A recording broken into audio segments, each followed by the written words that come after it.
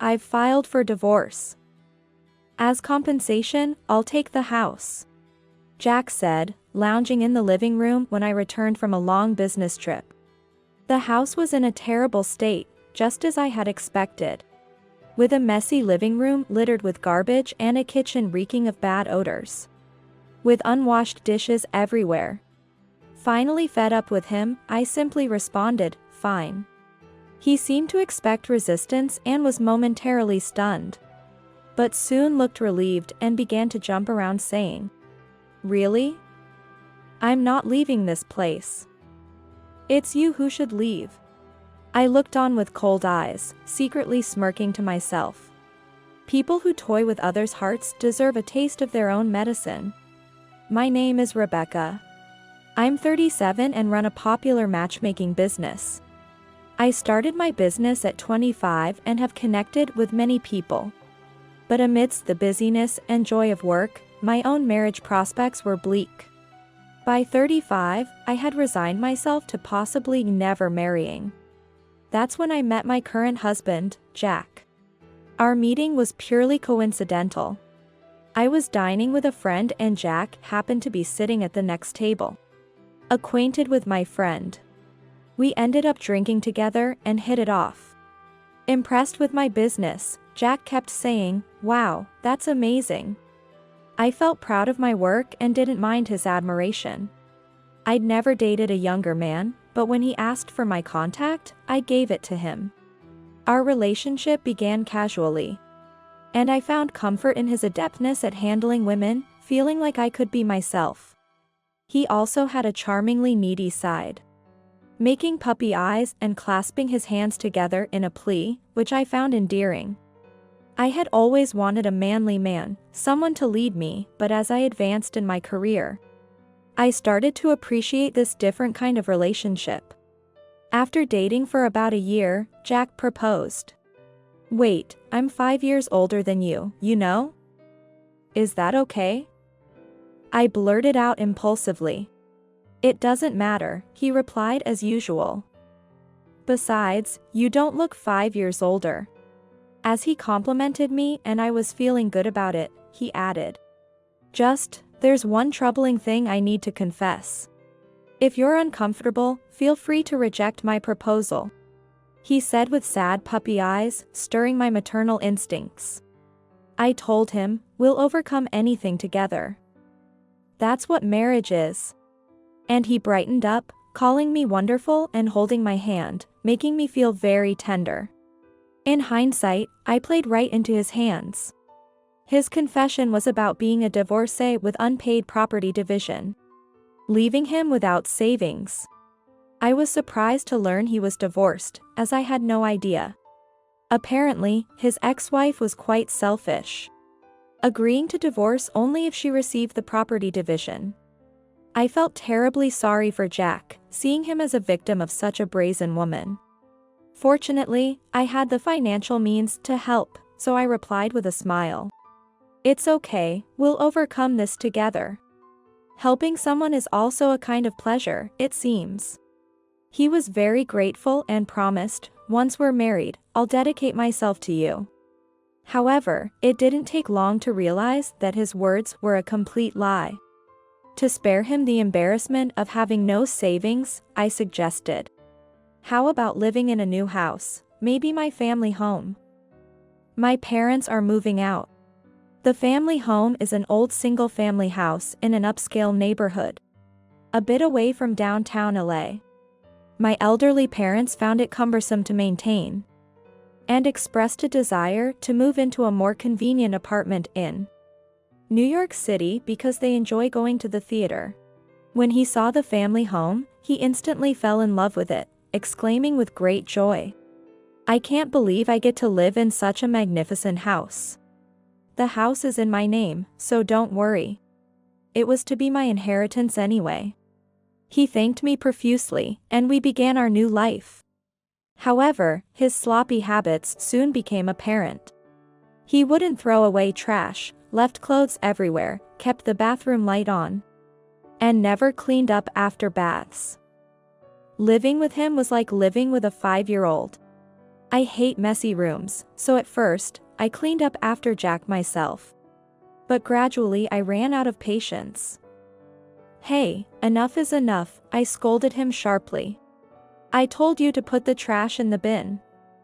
He sulked like a child and retreated to his room. How unpleasant he is. The one who promised to dedicate himself wholeheartedly, where is he now? He didn't even bother to pretend to be tidy at the start. Being sloppy seems too normal for him to even consider hiding it. Of course, he doesn't do any housework. No matter how busy I am with work. He casually asks, "Hey, isn't dinner ready?" I'm hungry. When I subtly inquire about his contribution to the living expenses, he makes a face as if he's about to cry and says, "I still have to pay the property division." I began to suspect him. Would a regular office worker like him really be burdened with such high property division payments? Yet, believing I trust him, he asks, "Could you lend me some money? I'm struggling this month because I treated my juniors." At first, I obliged, but as he became too reliant, I asked him to keep a household ledger. He reacted hurt, "Don't you trust me?" I'm shocked you think that way. I couldn't stand it anymore, and one day I firmly told him, "Actually, I don't earn that much. I'm barely managing the living expenses. So, don't expect any allowance." His obvious disappointment was evident as he turned his back on me saying, "What?" His behavior worsened afterward. Not only did he not improve his habits, but he also started drinking every night, making a mess, and not coming home. I complained to my mother that this marriage was a mistake. She had initially opposed the marriage and advised me, "Try to endure for a year. Effort to come together is necessary. Then I'll listen to your story." She also pointed out, "As a marriage consultant, it wouldn't look good for you to divorce so quickly." I felt tears of frustration, thinking this must be part of Jack's calculation. I cursed myself for not seeing through his kindness before marriage, but now it was too late. As a small consolation, I wrote my name on a divorce paper and stored it in the bedroom drawer, gritting my teeth every time I looked at it, thinking, after a year. Time flew, and a year passed. I had to go on a business trip for about a week to open a new branch. Jack, unusually cheerful lately, saw me off saying, "That's tough, have a good trip." Returning home, Jack was lounging in the living room and started yelling, "You were thinking of divorcing me?" I found the divorce paper in the bedroom. How cruel to talk about overcoming together and then think of divorcing. That was. Before I could say anything, he showed his sad face, "Don't make excuses. Do you know how shocked I was?" He confidently declared, "I filed for divorce. I'll take the house as compensation." I couldn't grasp the situation for a moment, exhausted from the trip. When I asked, "You filed for divorce?" he laughed mockingly, thinking I was troubled. "Yeah, probably. Who else would marry a nagging old maid like you?" As I prepared to retort, the messy living room, the kitchen reeking with unwashed dishes, and the overall dreadful state of the house caught my eye. The thought of cleaning it up made me feel weary. If I divorced, I wouldn't have to deal with this anymore. I wanted to jump for joy. But I kept a serious face and asked, "So, about the compensation?" "Of course. I thought I married a businesswoman, but you're broke. No decent allowance, it's practically a fraud." Jack openly admitted it was a marriage for money, now that there was no need to hide. I felt the last of my feelings for him blow away. He continued, "Also, it's for the mental anguish I suffered from you in the past year. Nagging about chores, tidying up, demanding a household ledger. That's an invasion of privacy. Think about a man's dignity. If I were the breadwinner and he were the homemaker, this would be normal. But Jack stubbornly insists he's the victim." I realized talking was useless and simply said, "Fine. All right. He seemed surprised by my lack of resistance and asked, "Really? I can have the house?" I firmly replied, "If it means cutting ties with you, the house is a small price to pay." Jack momentarily looked hurt but quickly recovered, ranting, "A woman who can't get a man is talking big." "Fine, really. I won't leave this place. You're the one who should leave." Thinking I might change my mind, he excitedly searched for movers, thrusting a phone number in front of me and saying, "Call them now." I shrugged, "There's no need to rush. I'll leave soon. I have a moving company I use for business.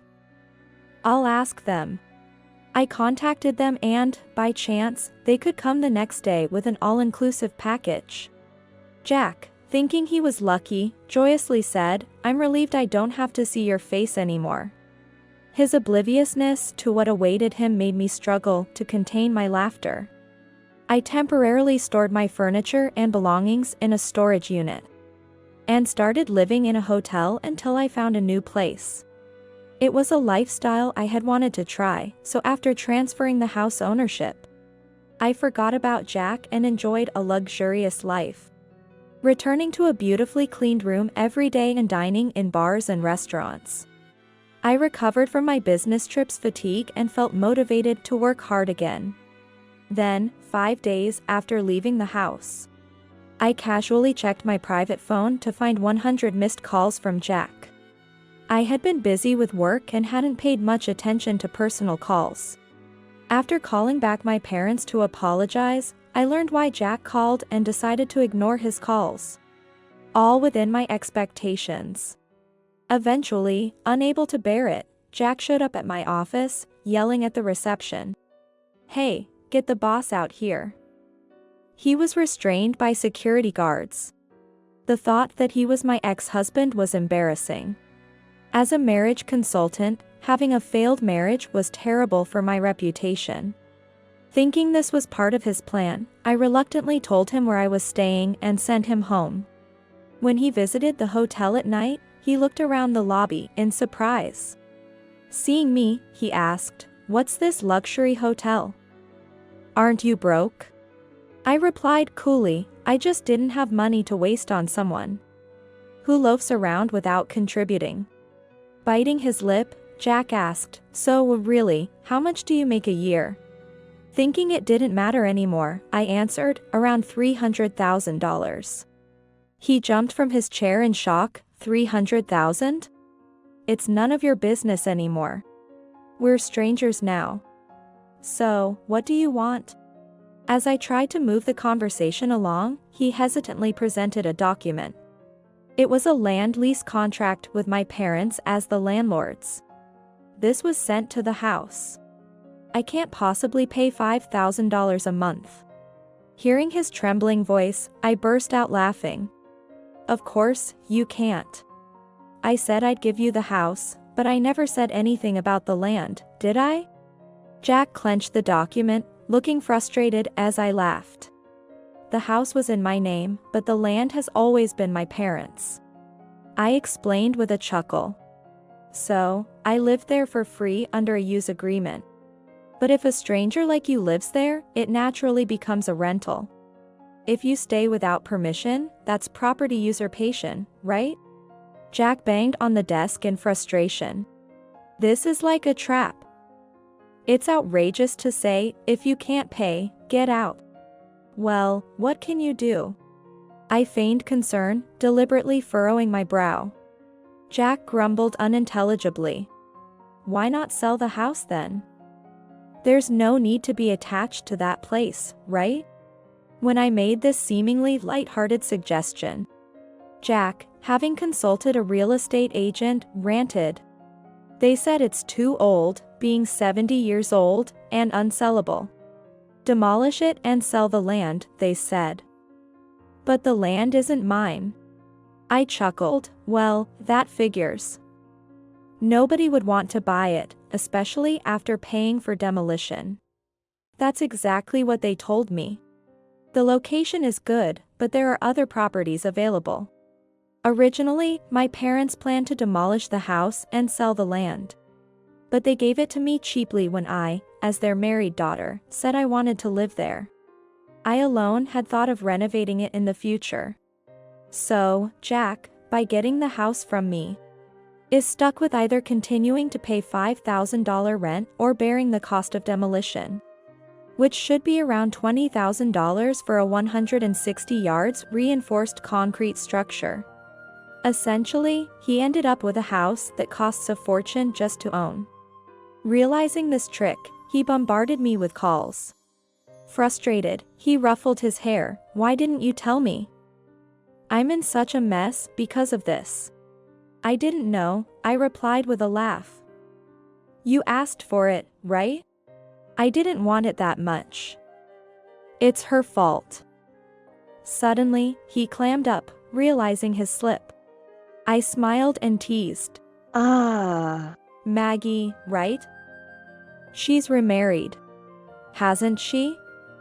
Jack went pale, sweating profusely. "How do you know that name? Did he think I knew nothing? I heard from a friend that you were seeing her even before marrying me." When I pulled out a detective agency's report showing photos of him with this Maggie, he snatched it away in panic. "No use taking it. I have the data." Jack, confused, pleaded, "Please, keep this a secret." What is he thinking? There's no way I can keep it secret. You two will receive a claim for damages next week. Be prepared. Jack gasped for air, looking like a fish out of water. The cost of demolishing the house and paying for his affair. I wondered where he would find the money. Then, he blamed Maggie. "It's her fault. She wanted to live in that upscale residential area, saying it would give her status." I glanced at the detective's report. Status, huh? Maybe she thought she'd get nicer treatment from her favorite guy from the nightclub if she lived in such a posh area. I showed him a photo of Maggie with the guy in a seedy street. He was shocked, not knowing this. But she was a lady. Indeed, a fine lady. Working at a club, right? Jack couldn't even sit properly anymore, slumping to the floor, knees shaking. So, when I said I couldn't live in the house anymore, she stopped contacting me. She thought you were rich. Makes sense if you spent all your salary on fun. And the story about paying compensation after a divorce was a lie too. Realizing how much I knew, he was at a loss for words. Bored, I yawned. "Well, I'm going to rest now." As I stood up, Jack suddenly said, "I was wrong. Please, give me another chance. I won't cheat again, and I'll do the chores and tidy up." Such a disgraceful scene in a luxury hotel lobby. Disappointed, I spoke to the front desk. "Excuse me, this man is harassing me. Could you call the police?" Hearing the police, Jack sprang up, screaming, "No, no, no," and ran off. He won't come near here again. Later, I heard Jack divorced Madoka and took a loan for the demolition. There were rumors he ended up on or was forced onto a deep-sea fishing vessel. But I don't know the details. As for me, I bought a new apartment in LA and enjoy my elegant single life. At work, I receive reports of many new couples being grateful for their happiness.